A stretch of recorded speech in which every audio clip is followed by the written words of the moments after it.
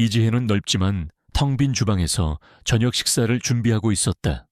칼이 도마, 위를 규칙적으로 오가며 채소를 써는 소리만이 정막을 깨트렸다. 냉장고의 둔탁한 진동음과 벽시계의 초침소리가 한밤의 고요함처럼 방 안에 가득했다. 민준의 즐겨 찾는 스테이크와 그녀가 좋아하는 담백한 된장찌개, 어울리지 않는 두 가지 메뉴는 마치 이 결혼 생활의 축소판 같았다.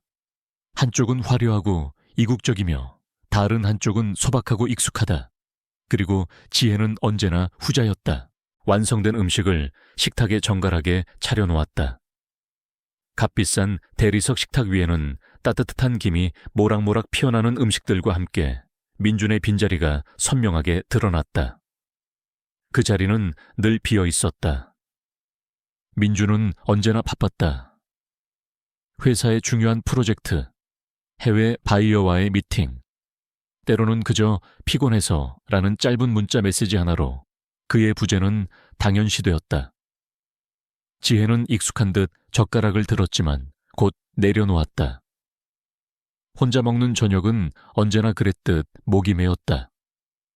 그녀는 창밖으로 시선을 던졌다. 도시의 불빛들이 화려하게 반짝이며 밤하늘을 수놓고 있었다. 저 많은 불빛 중 그녀의 자리는 어디일까? 그녀의 눈에 비친 자신의 모습은 마치 투명 인간 같았다. 민준의 친구들과 어울릴 때도, 시댁 식구들과의 모임에서도 그녀는 항상 존재하지만 아무도 알아채지 못하는 그림자였다. 아유, 지혜 씨는 참 조용해. 시어머니의 상냥하지만 날카로운 목소리가 귓게 맴도는 듯했다. 그녀의 내면에는 복잡한 생각들이 엉켜 있었지만 그 누구에게도 털어놓을 수 없었다. 그저 고요히 흐르는 시간 속에서 자신을 잃어가는 기분이었다. 식사가 끝난 후 지혜는 습관처럼 산책에 나섰다. 쌀쌀한 밤 공기가 폐 속 깊숙이 들어와 그녀의 마음을 더욱 차갑게 만들었다. 텅 빈 공원을 걷던 그녀의 시선에 작은 움직임이 포착되었다. 비를 맞아 온몸이 축축하게 젖은 강아지 한 마리가 벤치 아래서 덜덜 떨고 있었다. 겁에 질린 눈으로 그녀를 올려다보는 강아지의 모습은 어딘가 그녀 자신과 닮아 있었다. 버려지고 잊히고 홀로 추위에 떨고 있는 존재.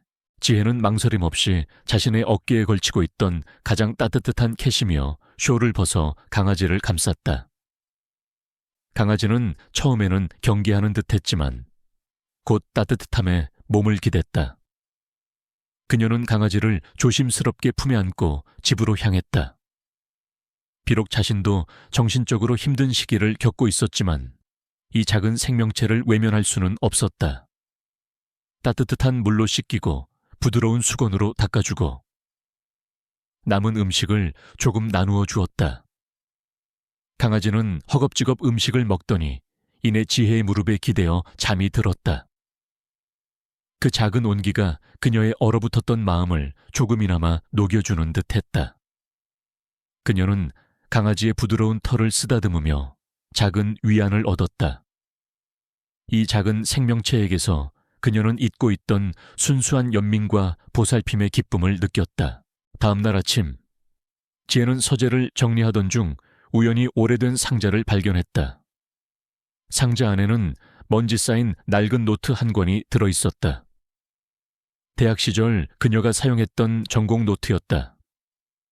무심코 노트를 펼치자 빼곡하게 적힌 숫자와 그래프, 복잡한 재무분석 차트들이 눈에 들어왔다. 주식시장의 흐름을 예측하고 기업의 가치를 평가하며 미래 경제 동향을 분석한 그녀의 송글씨는 정교하고 날카로웠다. 당시 지도교수조차 놀라움을 금치 못했던 그녀의 천부적인 재능이 고스란히 담겨 있었다. 대학 졸업 후 그녀는 유학 대신 민준과의 결혼을 택했다.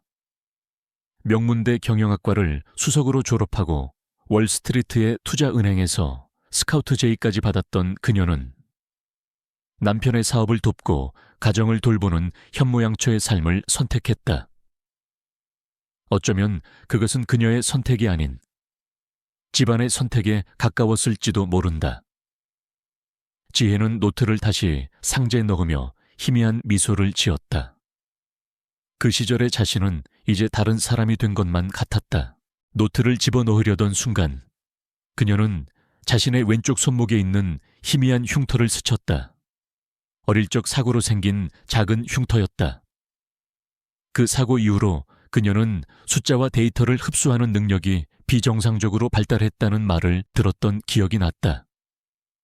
재능과 함께 찾아온 알 수 없는 불안감은 그녀를 언제나 조심스럽게 만들었다.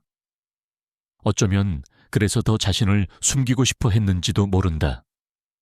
이 모든 것이 과거의 잔재일 뿐이라고 스스로에게 되뇌었지만 노트 속의 복잡한 공식과 차트들은 그녀의 잠재된 열정을 자극하는 듯했다.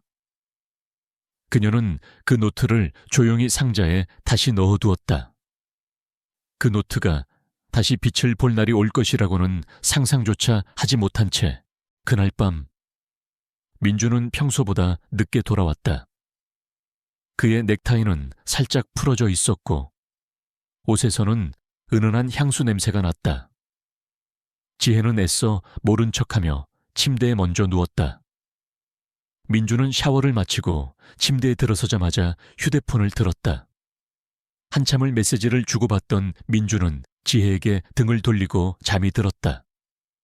지혜는 어둠 속에서 민준의 뒷모습을 바라보았다. 그 어느 때보다도 멀게 느껴졌다. 그녀의 마음속에는 설명할 수 없는 불안감이 조용히 스며들고 있었다. 이 고요함이 폭풍 전야의 평화라는 것을 그녀는 아직 알지 못했다. 그날 아침 지혜는 평소와 다름없이 식탁을 차렸다. 민주는 드물게 일찍 거실에 나와 앉아 있었다. 하지만 그의 표정은 평소처럼 무심하지 않았다. 어딘가 모르게 초조해 보였고 그의 손은 휴대폰을 계속 만지작거렸다. 지혜의 불안감은 더욱 커져갔다. 식사를 막 시작하려던 순간 현관벨이 울렸다. 민주는 마치 기다렸다는 듯 벌떡 일어나 현관으로 향했다. 지혜는 의아한 표정으로 그를 따라갔다. 현관문이 열리고 그곳에는 화려한 옷차림의 여자가 서 있었다. 최유진이었다. 그녀의 얼굴에는 오만한 미소가 걸려 있었다. 그 뒤에는 민준의 어머니, 시어머니가 불편한 얼굴로 서 계셨다. 자기야 유진은 민준에게 다가가 팔짱을 끼며 애교 섞인 목소리로 말했다. 지혜의 심장이 쿵 하고 떨어지는 것 같았다. 민준은 당황한 기색도 없이 유진의 어깨를 감쌌다. 어머니, 이 시간에 무슨 일이세요? 지혜가 애써 침착하게 물었다. 시어머니는 지혜를 싸늘하게 쳐다보며 말씀하셨다. 네가 민준이를 제대로 돌보지 못해서 이런 일이 생긴 게 아니겠니? 유진은 지혜를 똑바로 쳐다보며 말했다. 이지혜 씨, 맞죠? 소문으로만 듣던 분이라 만나 뵙고 싶었어요. 저는 최유진이라고 합니다. 그녀의 목소리는 친절한 척했지만 그 안에는 비웃음이 가득했다. 본론부터 말씀드릴게요. 민준 씨와 저는 결혼할 사이입니다. 그러니까 이혼해 주세요. 지혜의 머릿속이 하얘졌다. 심장이 쿵쾅거리고 귀에서는 삐소리가 났다. 민준은 아무 말 없이 유진의 옆에 서 있었다. 배신감과 모욕감, 그리고 알 수 없는 분노가 그녀의 마음속에서 뒤섞였다. 무슨 말씀을 하시는 거예요, 민준 씨? 이건 다 뭐죠? 지혜가 떨리는 목소리로 민준을 향해 물었다. 민준은 한숨을 쉬며 말했다. 지혜야, 이젠 더 이상 숨길 필요가 없잖아. 나 유진이 사랑해. 너랑은 더 이상 같이 못 살겠어. 그의 목소리에는 단호함만이 있었다. 유진은 가방에서 서류 봉투를 꺼내 식탁 위에 던지듯이 놓았다. 이건 위자료와 합의금입니다. 넉넉하게 20억 정도 준비했어요. 이 정도면 당신이 평생 놀고 먹어도 충분할 거예요. 그녀는 비웃듯이 말했다. 당신 같은 사람이 이 돈을 만져볼 기회는 다시 없을 겁니다. 이걸로 민준 씨한테 붙어먹었던 거 다 정리하고 조용히 사라져 주세요. 어차피 당신 집안 돈도 민준 씨가 다 투자해서 불린 거나 마찬가지잖아요. 그 말에 지혜의 눈빛이 흔들렸다. 20억이라는 금액보다. 유진의 조롱 섞인 말과 민준의 무관심한 태도가 그녀의 자존심을 짓밟았다. 그녀의 집안이 민준의 사업에 투자한 돈은 사실 지혜의 할머니가 남겨주신 유산이었다. 민준은 그것을 마치 자신의 능력으로 불린 것처럼 포장하며 늘 지혜를 압박했다. 시어머니가 한술 더 떴다. 지혜야, 네가 뭘 안다고 그러니 민준이가 너한테 20억이나 준다는 건 정말 대단한 일이야. 이만하면 됐다. 곱게 도장 찍고 나가거라. 어차피 너 같은 애가 우리 민준이 옆에 있을 자격이나 있겠니? 그 순간 지혜의 내면에서 무언가가 끊어지는 소리가 들렸다. 그동안 꾹꾹 눌러 담았던 슬픔과 분노, 몸열감이 한꺼번에 터져 나왔다. 그녀는 주먹을 꽉 쥐었다.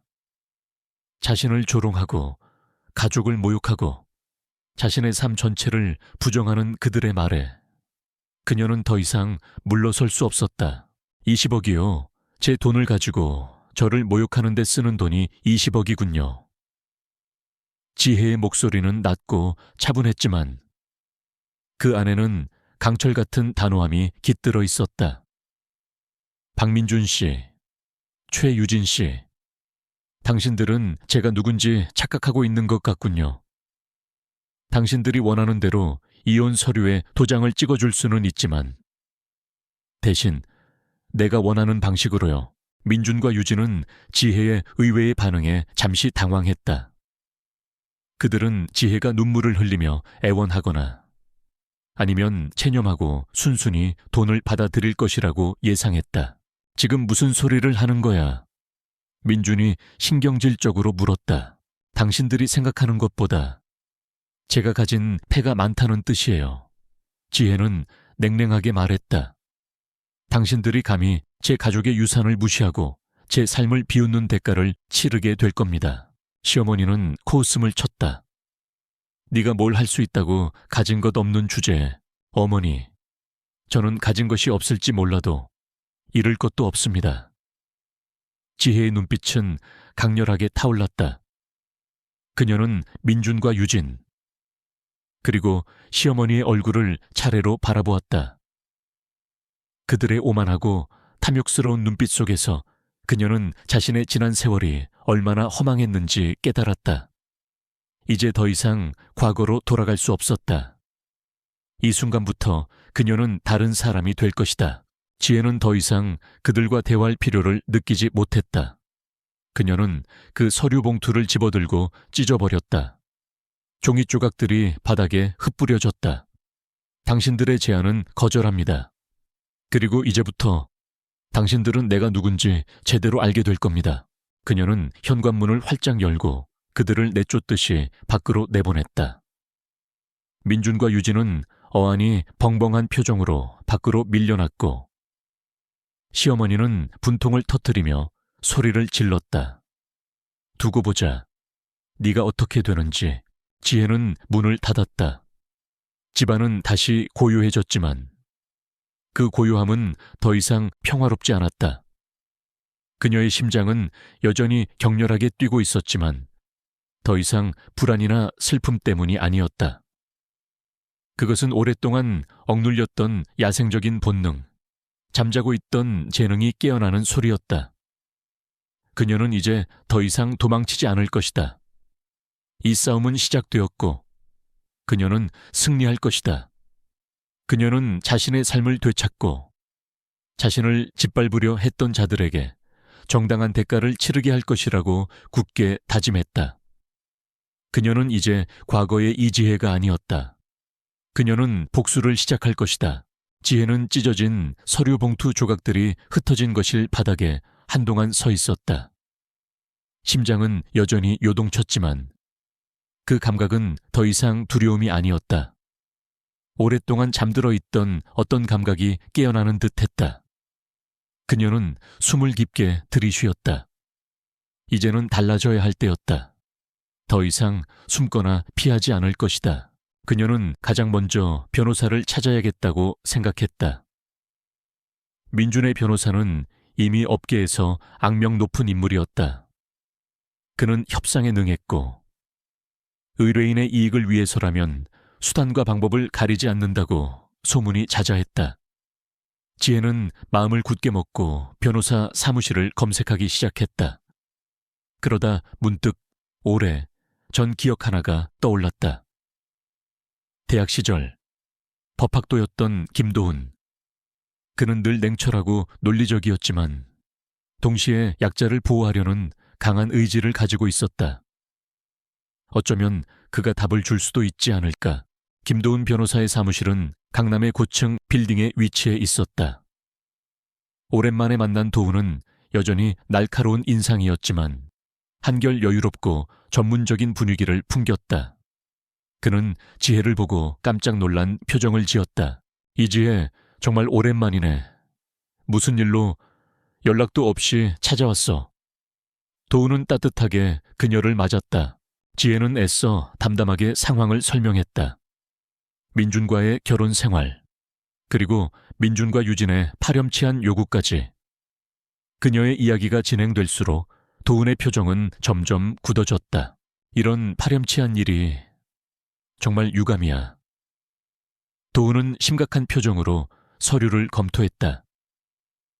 그는 민준 측이 제시한 이혼 합의서의 맹점을 조목조목 짚어주었다. 이건 명백히 이지혜 씨에게 불리한 계약이에요. 특히 이 부분, 재산 분할에 대한 조항은 너무나 불공정합니다. 당신의 기여도를 전혀 인정하지 않고 있어요. 그리고 위자료도 턱없이 부족해요. 도훈은 여러 가지 법적 절차와 예상되는 어려움을 설명했다.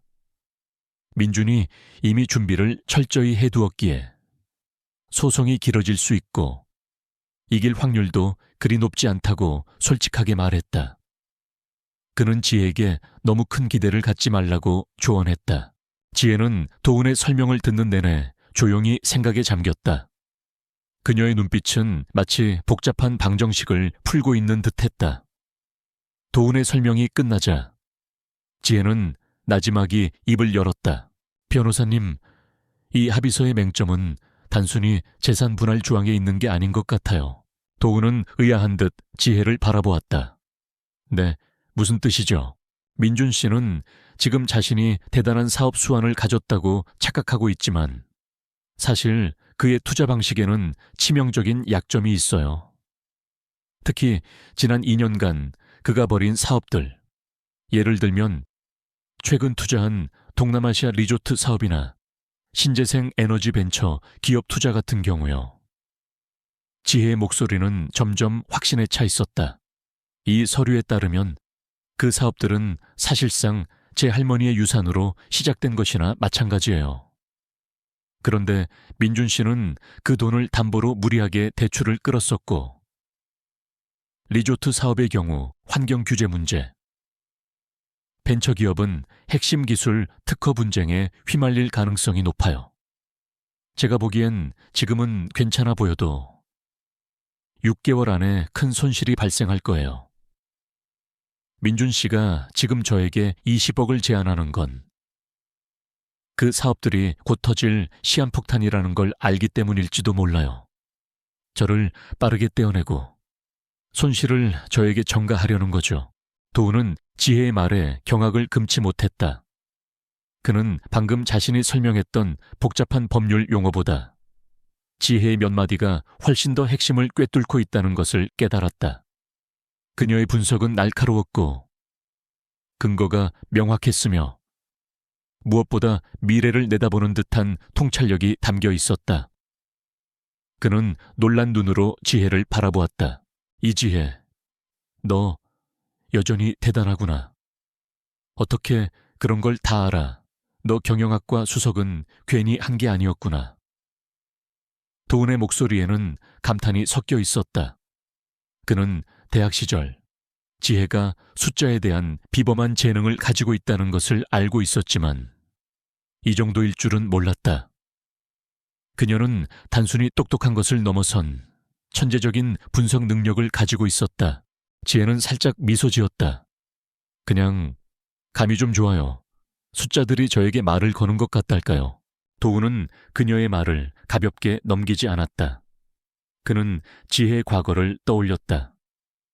졸업 후 모든 스카우트 제의를 뿌리치고 민준과 결혼했던 그녀의 결정에 당시 많은 이들이 의아해했다. 그저 사랑에 눈이 멀었다고 생각했지만 지금 보니 그 뒤에는 다른 사정이 있었던 것 같았다.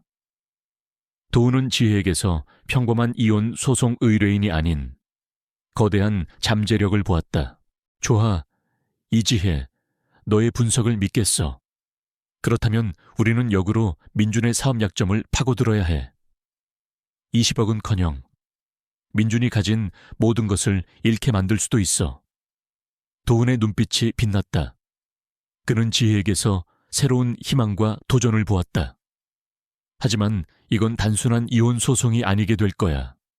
민준과 최유진은 분명 방역할 거야. 감당할 수 있겠어.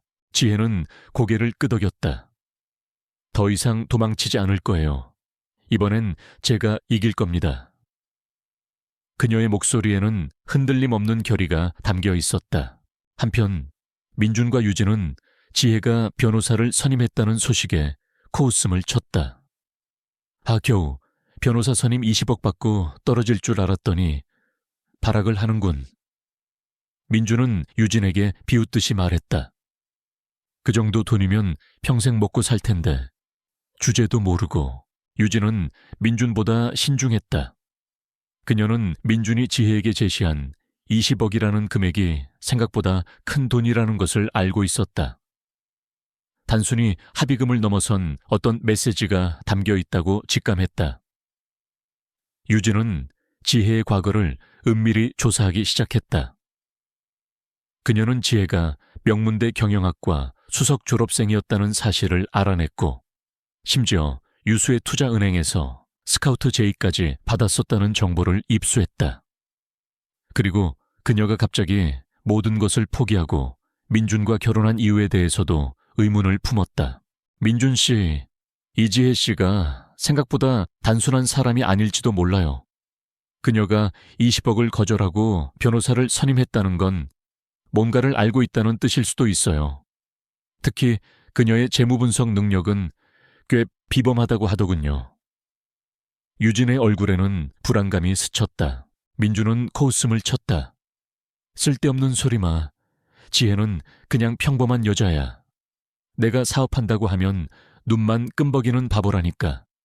그저 여자들의 질투심에서 나오는 허세일 뿐이야.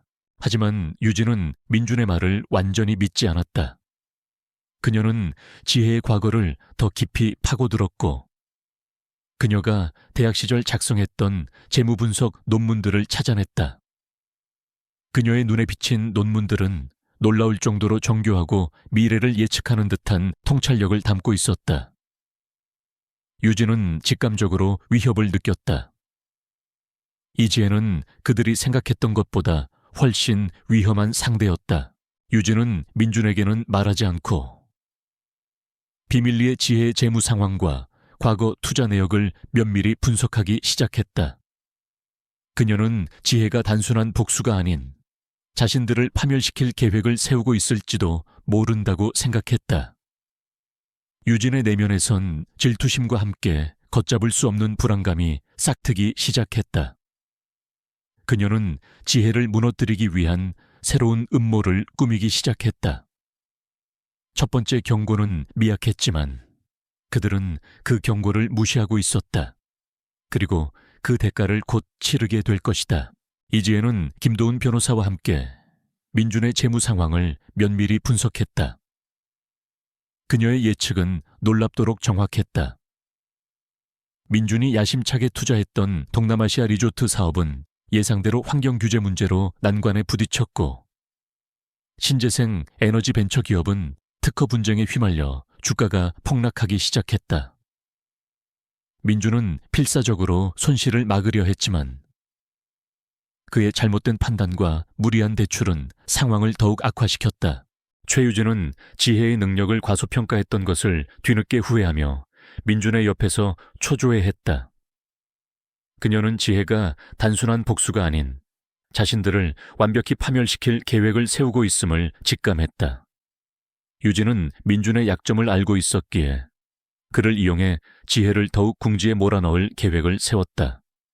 그녀는 민준의 투자 실패를 빌미로 민준의 자산을 담보로 한 투자를 제안했고 민준은 지푸라기라도 잡는 심정으로 그녀의 제안을 받아들였다. 며칠 후 지혜는 김도훈으로부터 다급한 전화를 받았다. 지혜야, 큰일 났어. 민준과 최유진이 네가 보유한 우리 그룹 계열사 주식에 대한 악성 루머를 퍼뜨리고 있어. 인위적으로 주가를 폭락시키려는 의도인 것 같아. 지금 당장 조치를 취하지 않으면 네가 가진 모든 게 휴지 조각이 될 거야. 지혜는 심장이 철렁 내려앉았다. 그녀는 그 주식이 할머니로부터 물려받은 마지막 유산이었음을 알고 있었다. 민준과 유진은 그녀의 가장 소중한 것을 공격하여 그녀를 무릎 꿇리려 한 것이었다. 그들의 목표는 단순한 이혼이 아니라 그녀를 사회적으로, 경제적으로 완전히 말살시키는 것이었다. 언제까지 시간을 벌 수 있죠? 지혜는 목소리를 가다듬었다. 길어야 오늘 오후 3시까지야. 그 이후로는 주가가 걷잡을 수 없이 떨어질 거야. 지금이라도 빨리 손절매해서 손실을 최소화하는 게. 도훈은 조심스럽게 말했다. 하지만 지혜의 생각은 달랐다. 손절매는 그들의 계략에 넘어가는 것이었다. 그녀는 이 상황을 역이용해야 한다고 판단했다. 아니요, 변호사님. 손절매는 안 돼요. 제가 직접 이 위기를 돌파할 겁니다. 무슨 말을 하는 거야? 혼자서 뭘 하겠다는 거야? 이건 네가 감당할 수 있는 일이 아니야. 도훈은 그녀를 말렸다. 그는 지혜의 능력을 믿었지만 이것은 너무나도 위험한 도박이었다. 상대는 악랄했고 지혜는 혼자였다. 제가 가진 모든 걸 걸고 싶어요. 이번 기회가 아니면 그들을 제대로 응징할 수 없을 거예요. 지혜의 눈은 강렬하게 타올랐다. 그녀는 더 이상 물러설 곳이 없었다. 그녀는 즉시 컴퓨터 앞에 앉아 주식시장의 흐름을 분석하기 시작했다. 그녀의 눈에는 복잡한 숫자들과 그래프들이 퍼즐 조각처럼 맞춰지는 것이 보였다. 주식시장은 민준과 유진이 퍼뜨린 악성 루머로 인해 크게 흔들리고 있었다. 관련 주식의 가격은 빠르게 하락했고 투자자들은 공포에 질려 주식을 내던지고 있었다. 민준과 유진은 자신들의 계획이 성공하고 있다고 확신하며 의기양양했다. 그들은 지혜가 가진 주식이 폭락하여 모든 것을 잃고 절망에 빠질 모습을 상상하며 쾌재를 불렀다. 민준은 유진에게 전화를 걸어 속삭였다. 봤지 지혜 그 여자. 결국 내 손바닥 아니야. 이제 돈 때문에 나한테 무릎 꿇을 일만 남았다고. 유진은 미소 지었지만 한편으로는 불안했다. 지혜의 눈빛을 보았을 때 그녀는 뭔가 다른 것을 읽었다. 그녀는 지혜의 다음 수를 알 수 없어 초조했다. 그녀는 계속해서 지혜의 계좌를 주시하고 있었다. 시간은 빠르게 흘러 오후 2시 50분을 가리켰다. 주식시장은 혼돈 그 자체였다. 지혜가 가진 주식의 가격은 이미 바닥을 모르고 추락하고 있었다. 김도훈은 초조하게 지혜의 옆에서 그녀를 지켜보고 있었다. 그는 지혜의 얼굴에 식은땀이 흐르는 것을 보았다. 그녀는 손끝으로 마우스를 쥐고 있었고 그 움직임 하나하나에 엄청난 집중력이 실려 있었다. 지혜야, 늦었어. 이젠 정말 모든 게 끝날지도 몰라. 도훈은 절박하게 외쳤다. 하지만 지혜는 들리지 않는 듯했다. 그녀의 시선은 오직 화면 속 숫자들에 고정되어 있었다. 그녀의 머릿속에서는 수많은 데이터가 번개처럼 스쳐 지나갔다. 특정 주식의 매도세가 극에 달하고 있었다. 모두가 팔아치우는 상황. 바로 그 순간이었다. 오후 2시 58분 30초. 지혜는 갑자기 마우스를 움직였다. 그녀는 주저함 없이 매수 버튼을 눌렀다. 그것도 자신이 가진 모든 자산을 걸어서. 김도훈은 경악했다. 지혜야, 너 지금 무슨 짓을 하는 거야? 모두가 팔고 있는데. 그때 민준에게 전화가 걸려왔다. 최유진이었다. 민준 씨, 큰일 났어요, 이지혜가. 모든 걸 걸고 우리 그룹 주식을 매수하고 있어요. 믿을 수 없어요. 이 가격에 왜 사는 거죠? 유진의 목소리에는 당황과 분노가 뒤섞여 있었다. 민준은 비웃듯이 말했다. 미쳤군. 완전히 제정신이 아니야. 자살 행위나 다름없어. 그냥 내버려둬. 알아서 망하게. 하지만 유진은 달랐다. 그녀는 지혜의 과거 분석 논문을 떠올렸다. 그 속에는 단순한 주가 예측이 아닌 시장의 심리를 꿰뚫는 통찰력이 담겨 있었다. 유진은 직감했다. 이것은 지혜의 마지막 발악이 아닐지도 모른다. 그녀는 무언가를 노리고 있었다. 시계는 오후 3시를 향해 달려가고 있었다. 모든 이들이 지혜가 파멸할 것이라고 생각했다. 그 순간 지혜는 마침내 매수 주문을 완료했다. 그녀의 눈빛은 확신으로 가득했다. 이것은 단순한 도박이 아니었다. 그녀의 천재적인 통찰력과 용기가 만들어낸 완벽한 역전의 기회였다. 시간은 정확히 오후 2시 59분 59초를 가리켰다. 모두가 지혜가 자멸할 것이라고 확신하는 순간, 지혜는 마침내 마지막 주문을 전송했다. 그녀의 눈은 스크린에 고정되어 있었지만 그 시선은 단순한 숫자를 넘어섰다. 시장의 숨결, 투자자들의 공포, 그리고 그 모든 것 뒤에 숨겨진 거대한 조작의 그림자를 꿰뚫어 보고 있었다. 그녀의 얼굴에는 미세한 떨림이 있었지만 그 어떤 주저함도 보이지 않았다. 손가락 끝은 마우스 위에서 경련하듯 움직였고 그녀의 뇌는 초당 수십만 개의 데이터를 처리하며 다음 움직임을 계산하고 있었다. 마치 오랫동안 침묵했던 천재성이 드디어 폭발하는 순간 같았다. 민준과 유진은 환호성을 지를 준비를 하고 있었다. 그들의 눈앞에는 지혜가 가진 모든 것이 재가 되어 사라지는 그림이 선명하게 그려졌다. 유진은 민준의 어깨를 치며 속삭였다. 봤죠? 민준 씨 말이 맞았어요. 그 여자 결국 제 발로 무덤을 파는군요. 이제 우리 세상이에요. 하지만 바로 그 순간 상황은 급변했다.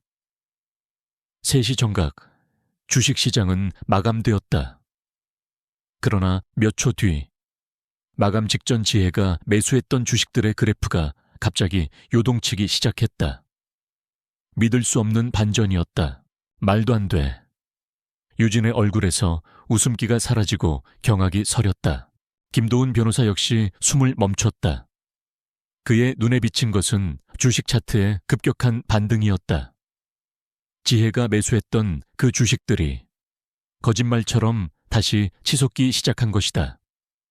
시장 전문가들조차 예측하지 못했던 일이었다. 지혜는 단순한 루머가 아닌 민준이 진행하던 사업의 실제 가치와 미래 성장 가능성을 정확하게 꿰뚫어 보고 있었다. 그녀는 민준이 주가를 폭락시키기 위해 유포한 루머가 오히려 시장의 저가 매수 심리를 자극할 것이라는 것을 미리 예측했던 것이다. 공포에 질린 투자자들이 주식을 내던질 때 그녀는 과감하게 그 주식들을 모두 사들였다. 그리고 그녀의 예상대로 시장은 곧 민준의 루머가 허위임을 간파하고 빠르게 제자리를 찾아갔다. 아니, 제자리를 넘어섰다. 민준은 자신의 눈을 비볐다. 그의 눈에 비친 것은 주식 그래프의 상승 곡선이었다. 자신이 가진 모든 것을 걸고 지혜를 파멸시키려 했던 그 주식이 오히려 지혜의 손에서 거대한 이익을 창출하고 있었다. 그의 얼굴은 분노와 좌절, 그리고 이해할 수 없다는 표정으로 일그러졌다. 그는 믿을 수 없다는 듯 스크린을 노려봤다. 이럴 리 없어. 이건 조작이야. 말도 안 돼. 민주는 소리쳤다. 최유진은 자신의 휴대폰을 떨어뜨렸다. 그녀의 얼굴은 창백하게 질려 있었다. 지혜 분석 논문에서 보았던 경고들이 현실이 되는 순간이었다. 그녀는 자신이 감히 건드리지 말아야 할 존재를 건드렸다는 것을 깨달았다. 그녀의 계산은 정확했고 그녀의 손놀림은 거침이 없었다. 그 결과는 민준과 유진에게는 재앙이었다. 이 극적인 반전은 언론에 즉각적으로 보도되었다.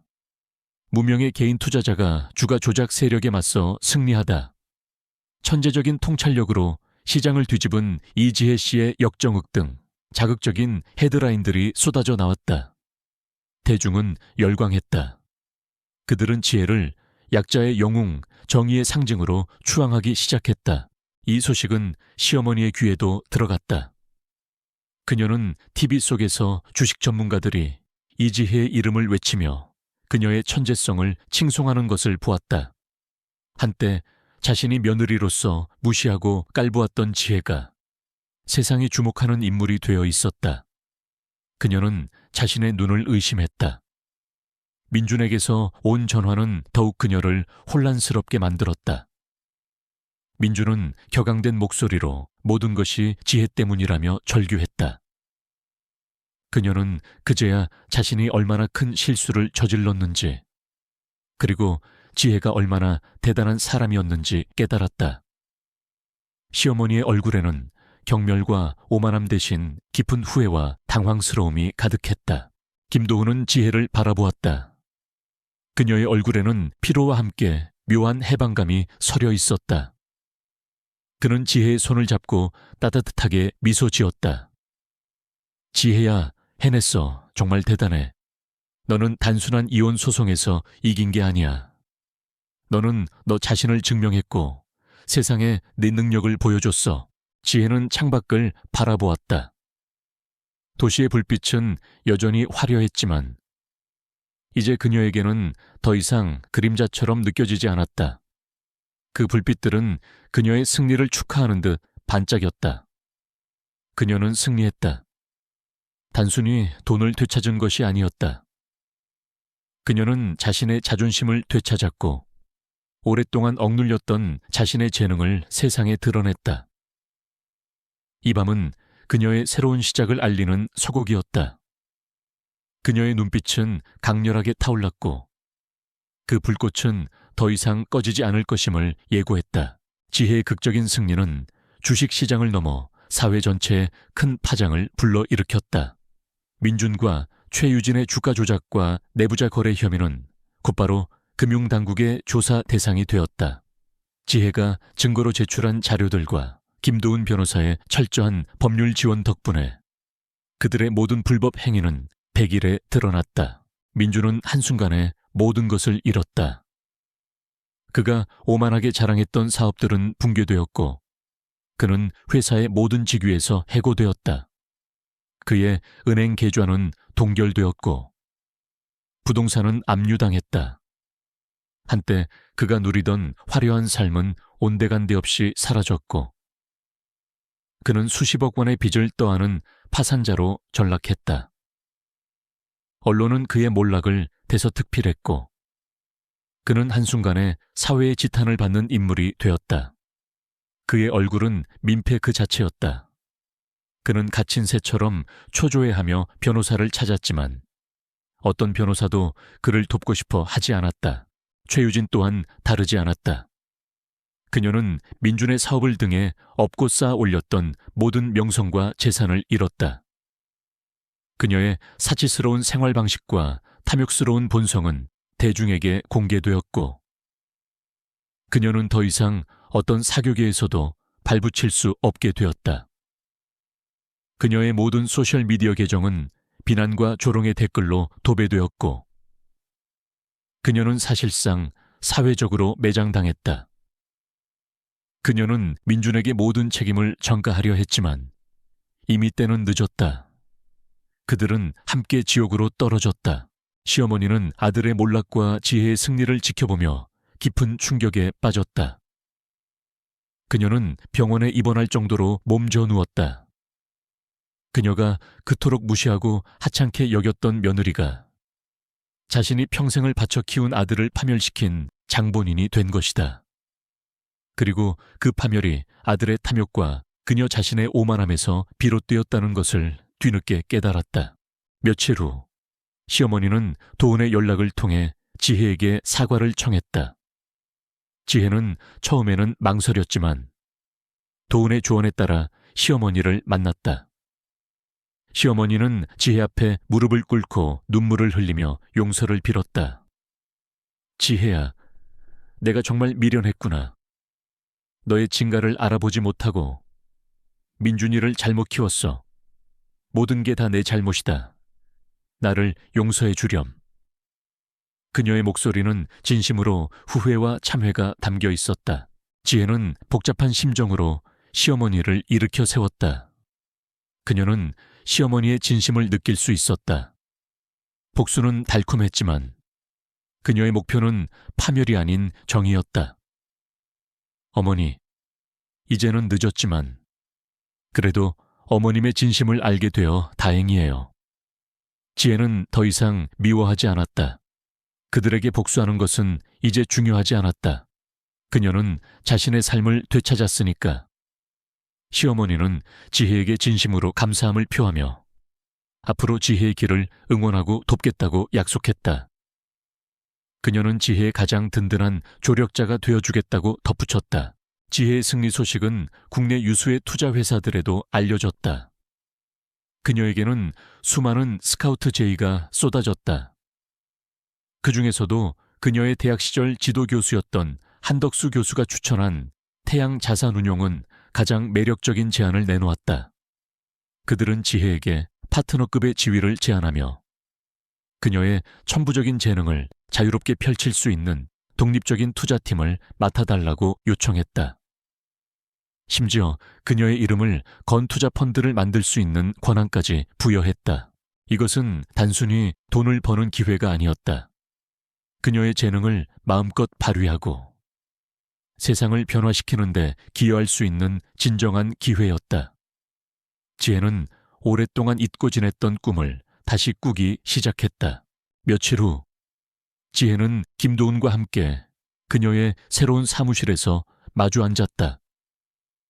통유리 너머로 서울의 정영이 한눈에 들어왔다.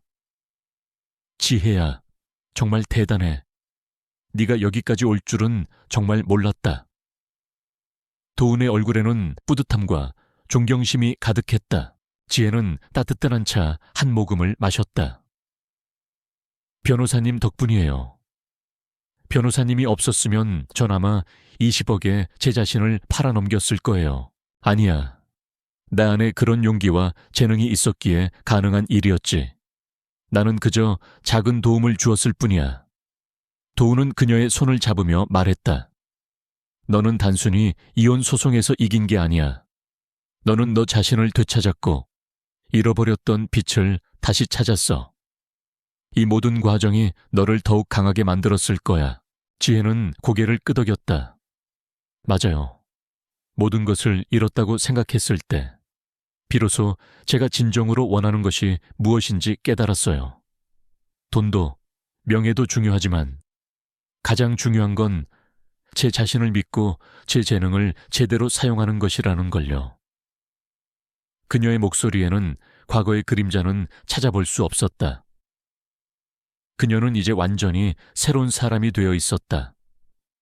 그녀는 알았다. 이 모든 고통과 시련이 그녀를 진정한 이지혜로 만들었다는 것을.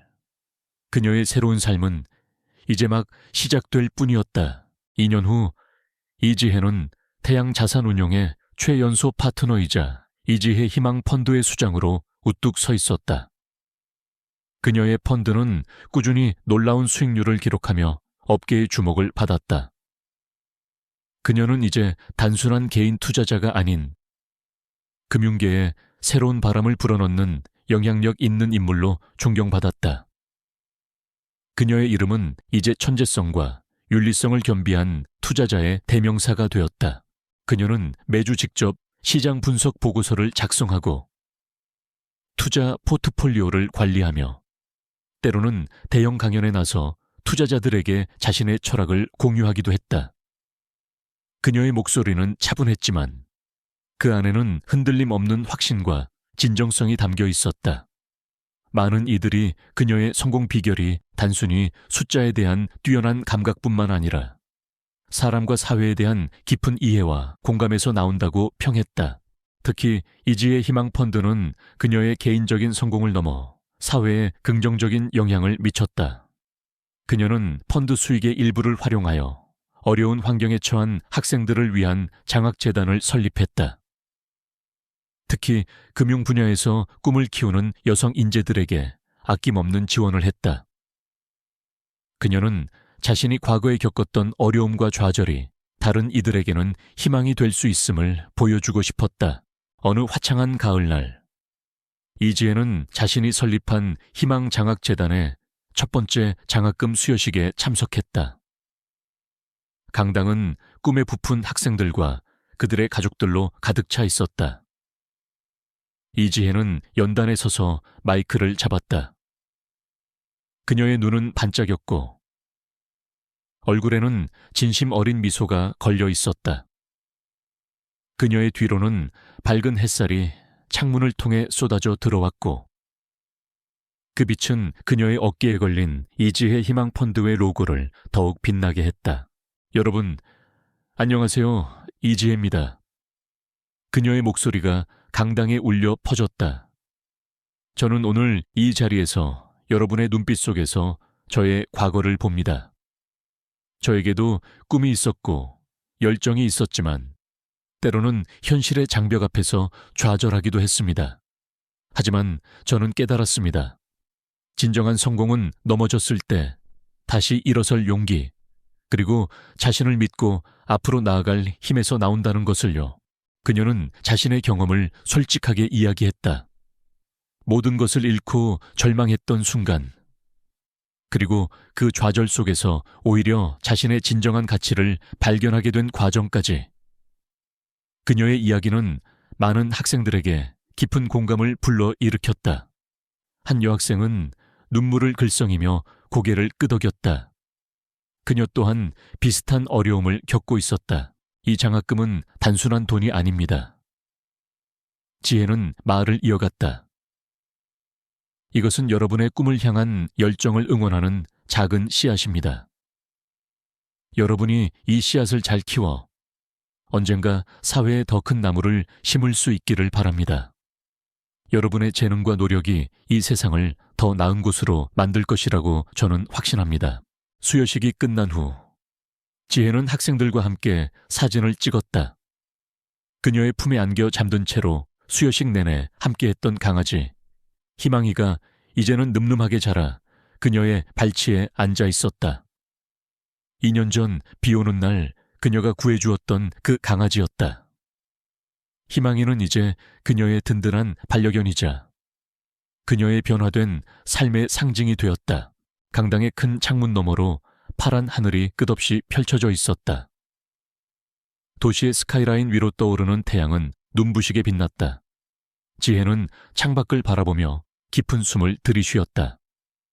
그녀는 이제 더 이상 과거의 아픔에 갇혀 있지 않았다. 그녀의 마음속에는 평화와 감사가 가득했다. 이 모든 여정이 그녀를 이곳으로 이끌었음을 그녀는 깨달았다. 그녀의 삶은 이제 과거보다 훨씬 더 풍요롭고 의미 있었다. 그녀는 앞으로도 더 많은 희망의 씨앗을 뿌리고 싶었다. 그녀의 눈빛은 미래를 향해 있었다. 새로운 도전들이 그녀를 기다리고 있을 것이다. 그녀는 이미 준비되어 있었다. 그녀는 단순히 성공한 사업가가 아닌 세상을 더 밝게 만드는 데 기여하는 진정한 리더로 성장할 것이다. 희망펀드의 로고가 새겨진 건물은 햇살을 받아 반짝였고 그 안에서 새로운 꿈들이 무럭무럭 자라나고 있었다. 여러분, 이지혜 씨의 이야기가 어떠셨나요? 그녀처럼 인생의 절망 속에서도 용기를 잃지 않고 빛을 찾아가는 당신의 이야기가 궁금합니다. 이지혜 씨의 여정처럼 당신의 삶에도 언젠가 찬란한 새벽이 찾아오기를 진심으로 응원합니다. 이 영상이 마음에 드셨다면 좋아요와 구독, 알림 설정 잊지 마시고 다음 이야기에서 또 만나요.